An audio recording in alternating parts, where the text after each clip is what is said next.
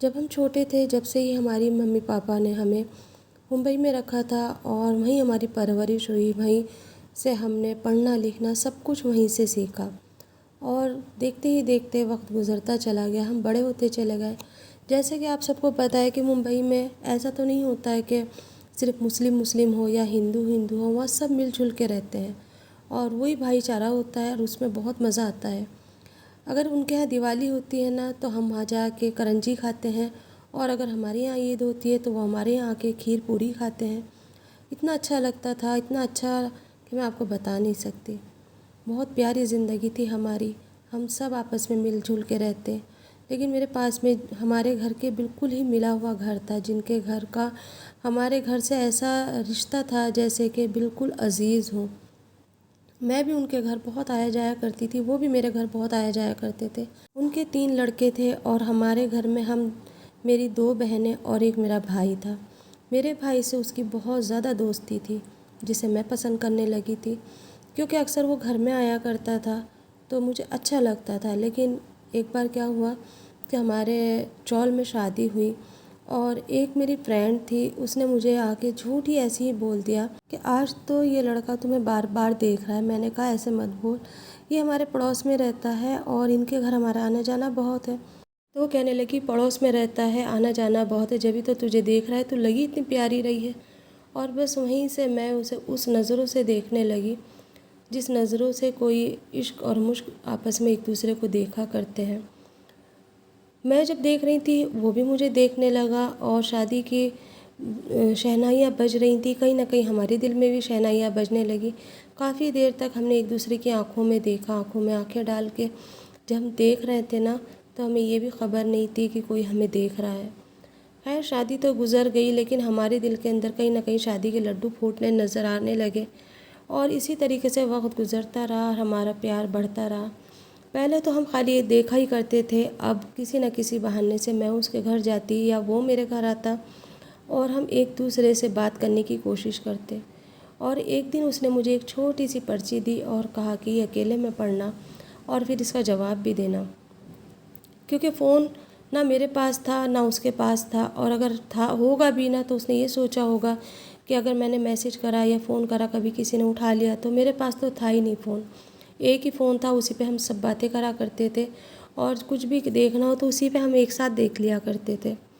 बस उसने जब मुझे वो पर्ची दी, मैंने पर्ची का जवाब पढ़ा और पढ़ के पर्ची का जवाब पर्ची से दिया और कहा कि मैं भी तुम्हें बहुत पसंद करती हूँ और मैं मिलना चाहती हूँ तुमसे। उसने भी कहा था कि मैं भी मिलना चाहता हूँ। फिर हम एक गार्डन में गए, वहाँ जाके हम लोग मिले, काफ़ी देर हमने बात करी और फिर उसके बाद सिलसिला शुरू हो गया। ज़िंदगी का वो सिलसिला शुरू हुआ जो मुझे कहाँ से कहाँ ले गया। उसकी माँ बहुत अच्छी थी, बाप बहुत अच्छा था, भाई भी बहुत अच्छे थे, जब तक वो भी बहुत अच्छा था। उसके बाद उसकी ज़िंदगी कैसे नशे में डूबी मुझे नहीं पता। जब तक मेरा और उसका साथ रहा शादी से पहले, जब तक मुझे नहीं पता था कि वो नशा भी करता है। वो अक्सर घर पे आता बहाने बहाने से और मैं भी जाया करती थी। एक दिन उसकी अम्मी कहीं पर चली गई थी और उसने मुझे चुपचाप से बुला लिया। मैं काफ़ी घंटे उसके घर में रही। हम दोनों जब एक दूसरे से मिले तो हमारे जज्बात काबू से बाहर होने लगे, लेकिन मैं अपनी मर्यादा पे रही, मैं बाहर आ गई।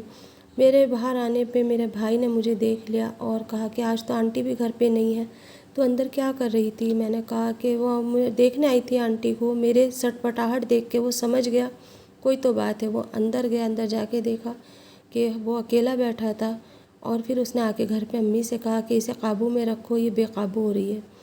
बस उस दिन से अम्मी पापा को शक हो गया मेरे ऊपर, मुझसे अच्छे से बात करना बंद कर दिया। जो मैं लाडो में उनके रहा करती थी, प्यार वो मेरे ऊपर उडाला करते थे, अब नफ़रत भरी नज़र से मुझे देखने लगे।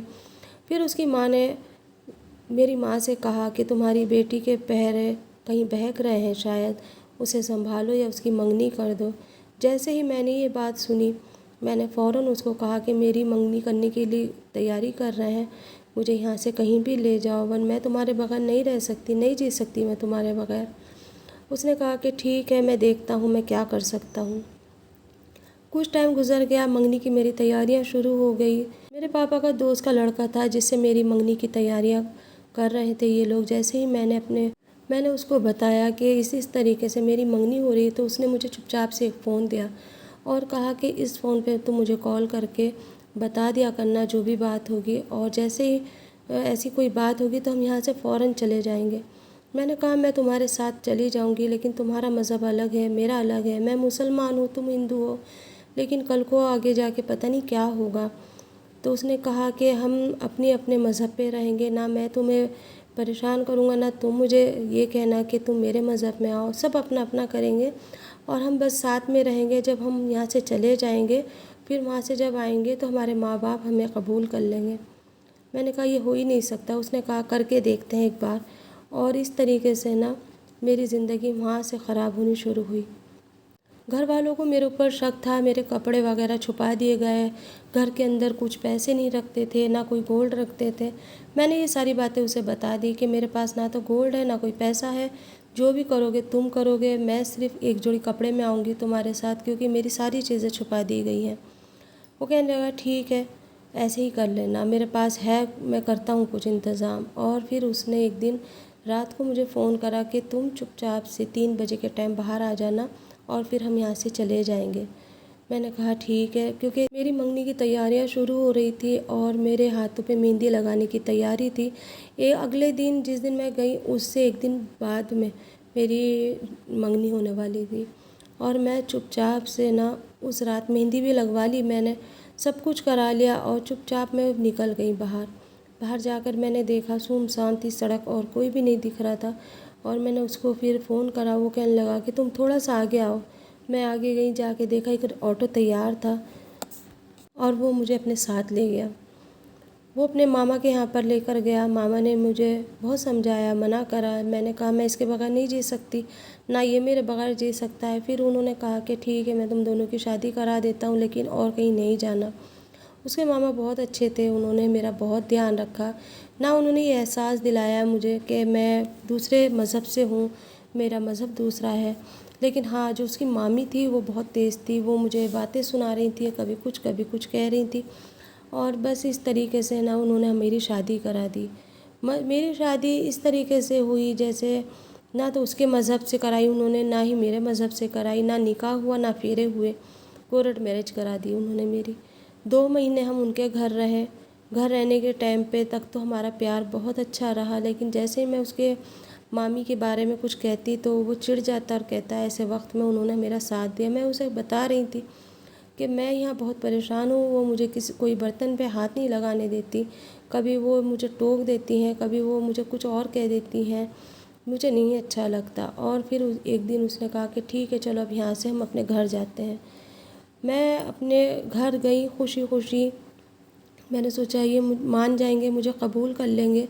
तो मेरे माँ बाप ने मना कर दिया, कह दिया कि तुम हमारे लिए मर चुकी हो और तुम वहीं जाओ जहाँ पर तुम गई थी।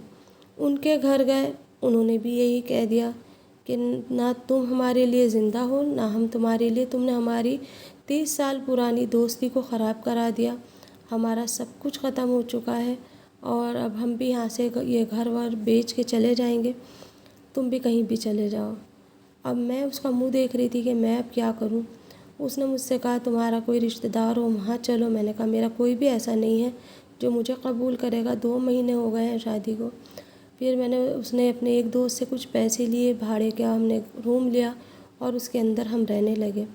मुझे नहीं पता था उसे किस तरीके से नशे की आदत हो गई थी। अब जैसे ही हम वहाँ रहने लगे हमारी ज़िंदगी बदल गई। शुरू शुरू में हल्का हल्का से लड़ाई झगड़े चले, फिर उसके बाद बढ़ने लगे, फिर बढ़ते बढ़ते इतने आगे बढ़ गए कि मार पिटाई पे आ गए। कभी वो लात मार देता तो कभी मुंह पे मार देता और कहने लगा कि तुझे हिंदू बनना पड़ेगा, मेरे मज़हब में आना पड़ेगा। मैंने उससे कहा कि तुमने तो मना करा था, लेकिन उसने कहा कि जब हम साथ रह रहे हैं तो ये भी काम करना पड़ेगा। फिर उसके माँ बाप को जब इस बात का पता चला तो उन्होंने मुझे कबूल कर लिया और कहा कि कोई नहीं, बच्चों से गलती हो जाती है, तुम हमारे घर आ जाओ। उसके माँ बाप बहुत अच्छे थे, ना तो उन्होंने मुझे कभी कुछ कहा, लेकिन अब उसको नशे की आदत हो गई थी। ना तो वो माँ की सुनता था, ना बाप की सुनता था, और जब देखो वो मुझे मारता था। मेरी चीखों की आवाज़ें बाहर जाती, मेरी माँ के कान से टकराती और मेरी माँ तड़प के रह जाती। मेरे बाप ने साफ कह दिया था कि इसकी किए की सज़ा है, ये खुद भुगतेगी। पता चलना चाहिए इसे माँ बाप की मर्ज़ी के ख़िलाफ़ शादी करने का अंजाम क्या होता है। उसकी माँ बहुत अच्छी थी, वो मुझे बहुत वो करती थी, लेकिन जब वो मारता था ना तो अपनी माँ को भी कह देता था कि मेरे मामले में मेरे बीच में नहीं आना। ज़िंदगी में ये वाला कदम तो उठा लिया था, लेकिन इतना भयानक अंजाम होगा पता नहीं था। एक दिन उसने मेरे पैरों के ऊपर पेट्रोल डाल दिया और आग लगा दी, सिर्फ़ इसलिए कि मैं अपनी अम्मी के घर चली गई थी ज़रा सी देर मिलने के लिए, और मेरा आधा शरीर जल गया। उसकी माँ मुझे हॉस्पिटल ले गई, उसकी माँ ने मेरा सब कुछ करा, पर आज मैं जिस नर्क में हूँ, जिस तरह से मैं जी रही हूँ, ना जी सकती हूँ ना मर सकती हूँ। मोहताज अलग हो गई हूँ, बेड से नहीं उठ सकती, सिर्फ अब बेड पे ही हूँ। मेरे पैरों को जले हुए अभी 1.5 साल हो गया है।